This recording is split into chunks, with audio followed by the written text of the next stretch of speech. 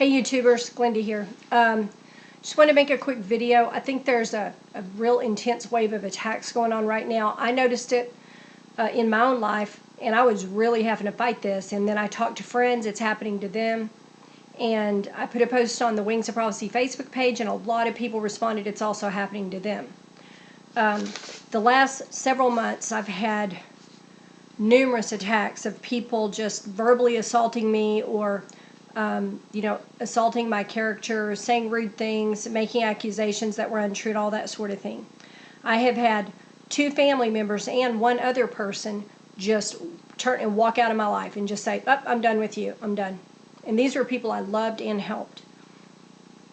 And I mean, they're adults. It's their prerogative. If they don't want to be in your life, that's their business. But I'm hearing that this is happening to a lot of y'all too. My viewpoint is, okay, number one, they're adults. They have the right to not have me in their life. That's fine. You can't force someone to want your love. And the other thing is, if they love you so little that they can just walk away and throw you away like yesterday's newspaper, you probably don't need them anyway. And I personally, once I realize that someone is using me, I'm pretty much done at that point anyway. And that's what was the case in these particular instances. So anyway, I had put out a post to see if this was happening to you, and your answer is a very resounding yes. So I wanted to talk about what I'm seeing. What I am seeing and hearing is there is a great deal of offense. The spirit of offense is on the move. It's really affecting people. And there's a lot of bitterness trying to come out of this. So we're going to talk about how that happens. I've taught on this before. Some of y'all have heard me teach on this before. This is the way that God taught me that this happens. The first thing that happens is we get angry. Somebody does something mean to us, or they say something bad to us, or accuse us of something we know is not true, and we feel angry. Of course we do. It's especially hurtful when it's somebody close to you. It's not, if it's some random stranger, who cares? But if it's someone that knows you, that you love, it hurts more. Depending on their character, of course. But a gun fired up close is always going to leave a bigger wound than a gun fired from a distance, right? And so that's why Satan attacks us through those closest to us. So that's why it's happening through the people that are closest to you, okay? And it starts out as anger. You feel angry at them. And if you nurse that anger, which Satan will try to get you to do by bringing it up and bringing it up and bringing it up, this is why we're taught to cast down and cast down and cast down, okay? Because Satan is constantly bringing things up that God doesn't want us thinking about. And when the anger comes, when, let's say, somebody's standing there and they just made a terrible accusation against me, which I know is completely false, and it's harder too when you know that you're doing everything you can to live a right life before God. And, it's a little bit harder, but there are always going to be people that think you're guilty no matter what you do and no matter what you don't do. So let's talk about what the Bible says about anger. Number 1, Proverbs 29:11. A fool uttereth all his mind, but a wise man keepeth it in till afterwards. That is a verse that I keep in my mind whenever someone's attacking me, is a fool utters all his mind. That means keep your mouth shut. Don't say everything you're thinking. Because if you do, you cannot take words back. Once they're spoken, you can't unspeak them. They're out there, and they're out there forever. And, God doesn't want us to do that. Ecclesiastes 7:9, be not hasty in thy spirit to be angry, for anger resteth in the bosom of fools. An angry person goes around with anger in their chest all the time. Be not hasty in your spirit to be angry. That means slow down, take a breath, think about it before you let that person make you angry. That's easier said than done, I know. Especially if you have soul wounds. If you have soul wounds, it's going to be really hard for you to slow down and not immediately just jump up and attack back. But Proverbs 15:1 says, a soft answer turneth away wrath, but grievous words stir up anger. So if you speak something back as mean to them as they speak to you, it's going to stir up anger in the room, and it's just going to get worse from there. Then the fight's on, right?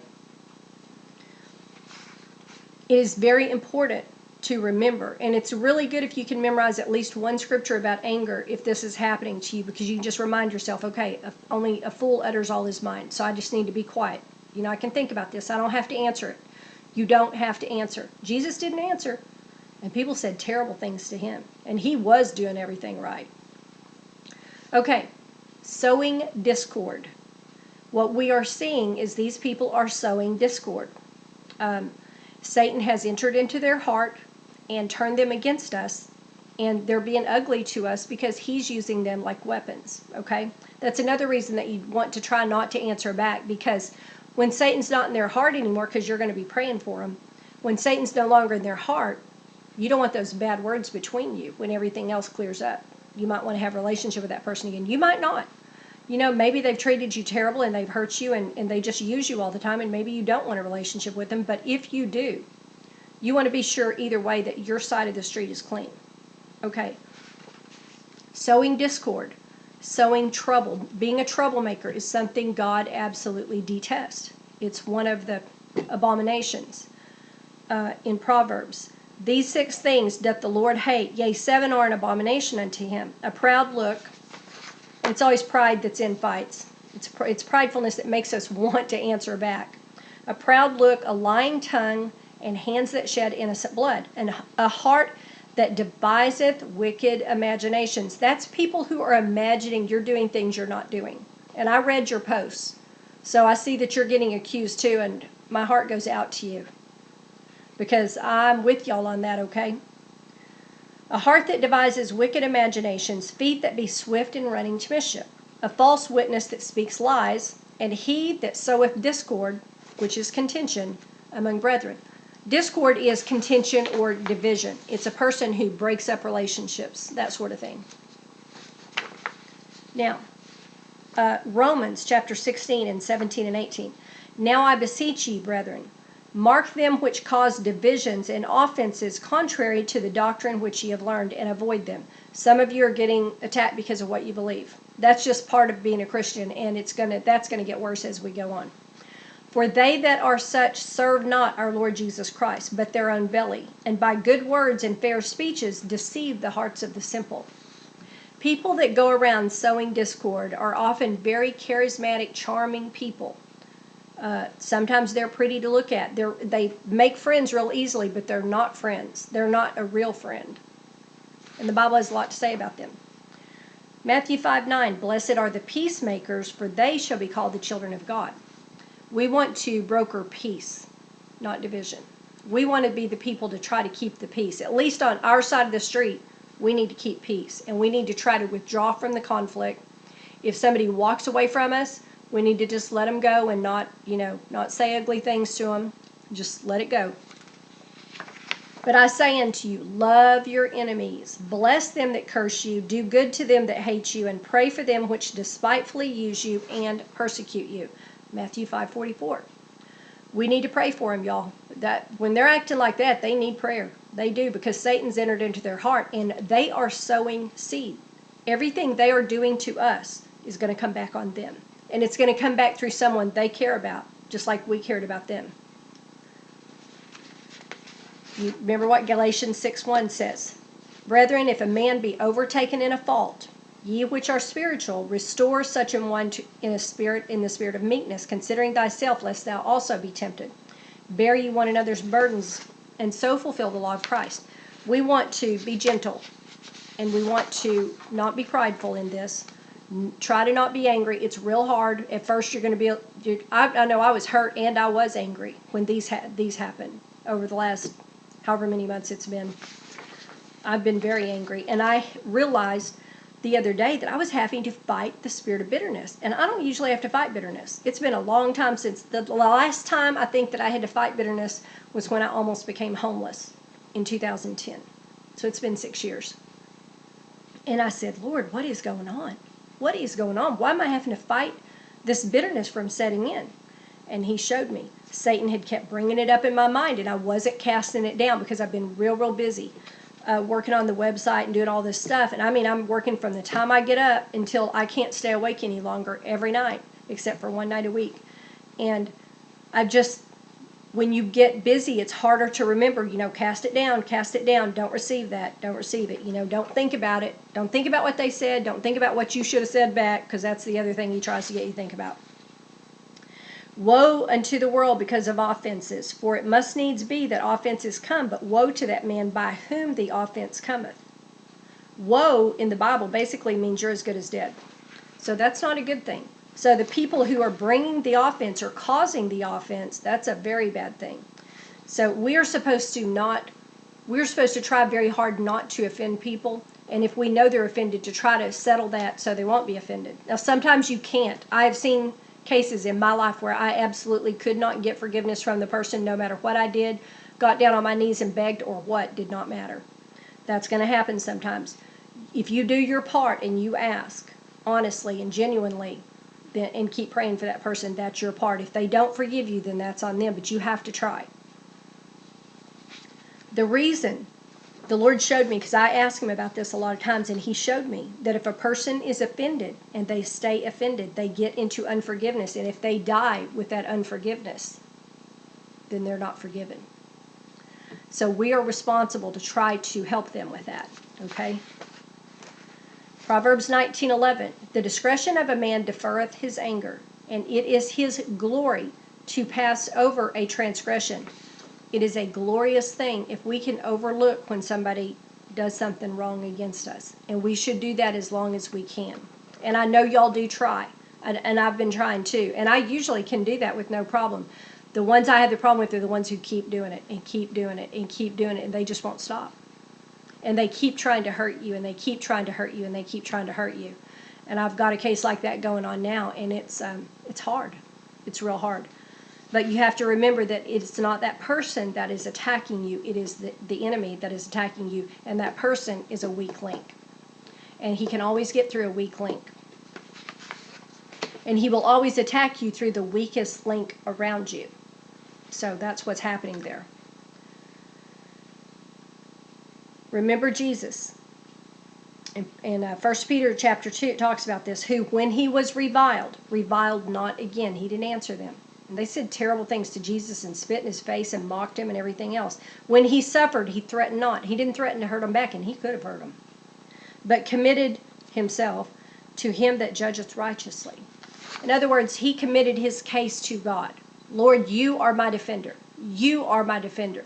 Your word says you will prepare a table for me in the presence of my enemies. You just got to pray instead of taking that offense, y'all.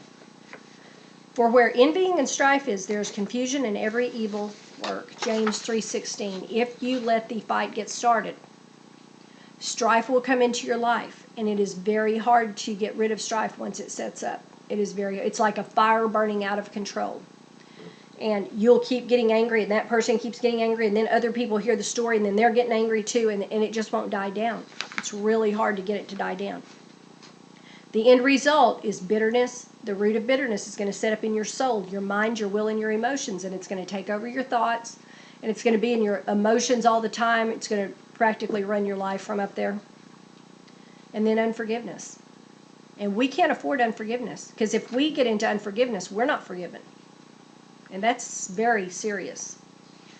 Let all bitterness and wrath and anger and clamor and evil speaking be put away from you with all malice. It's Ephesians 4:31. Looking diligently, lest any man fail of the grace of God, lest any root of bitterness springing up trouble you, and thereby many be defiled. Hebrews 12:15. God showed me a vision one time of what that meant. It was a person in my life that I won't mention because I want to honor them, who would speak a lot of negative stuff. And it was just a person who lived with a lot of disappointment. It was my mom. I'll just tell y'all, it was my mom. Mom's life was full of disappointment and hardship. And she would voice what she felt, and the Lord showed me in this vision that when she did that it came out, it was like a yellow and gray cloud of sulfur. And he showed me that it touched everybody around her, and it was a defiling thing. And that's what we want to avoid. When you get very angry and you get into unforgiveness, and when you get bitter, it got on me once when I almost became homeless. And I'm telling y'all, when that thing got on me, I could not get a positive thing to come out of my mouth. It was nothing but negative. It was nothing but negative would come out of my mouth. Nothing but negative. About anything or anybody. And nothing but negative was up here at that time. I was grossly disappointed in God. I thought he had let me down. You know, he didn't show up at the rent. I had to go back to work, all that. And I was terrified, and I was angry. I was very angry at God because he was supposed to take care of me. I did everything he said, and I thought he was supposed to take care of me when I came here. And I felt like he didn't do that. Of course, he made everything all right. But we need to really try hard not to get into offense and bitterness and unforgiveness, y'all. And we need to stop it at the anger level. Just hold up. Remember, a soft answer turns away wrath. Keep your answer soft. Keep casting down the thoughts of anger. Do not let the devil put you on replay where you're in the loop there. Because when you're in the loop up here, you're going to be in the loop right here too. Okay? And that bitterness is going to spring up. And it's a fight to get it out of there. It really is a fight to get it out of there. And no matter what somebody else does to us, we don't want to do the wrong thing back because then we're guilty. And we're Christians. And some of the people that did this to me are also or professing to be, whichever the case may be, only God knows. But we have to try to do the right thing for us because we have to answer for what we do. They have to answer for what they do, but we have to answer for what we do. Okay? So I just wanted to share this with y'all. I hope it is encouraging to you. You are not alone. If you are going through this right now, you are not alone. You are so not alone. I lost count of how many people answered and said this was happening to them. And this wave is really intense. This is not, I mean, the other waves of attacks that we've gotten were pretty persistent, but this one's stronger than most, and I'm not sure why. I don't know if it's because we're further into the end times. I'm not sure why. We've had waves of offense before, but this one is really seriously aimed at bitterness. It really is. That, like I said, I hardly ever have to fight bitterness. Not that my life is perfect, but just that I've seen what it can do, and I'm more aware of it than I am a lot of other things, and I realized I was really having to fight it. I mean, really fight it. And anyway, that's all I wanted to tell y'all. I just wanted to share that with you if you are going through that. I hope that you find some of that helpful. Memorizing the scriptures really does help because when you encounter that situation and you're trying to maintain your self-control and, you know, only evidence fruits of the Spirit and not get over on the devil's side and be acting like him, the scriptures really help you because you remember why. A soft answer turns away wrath. Okay, if I can keep my answer soft, it'll help the situation to kind of diffuse, you know.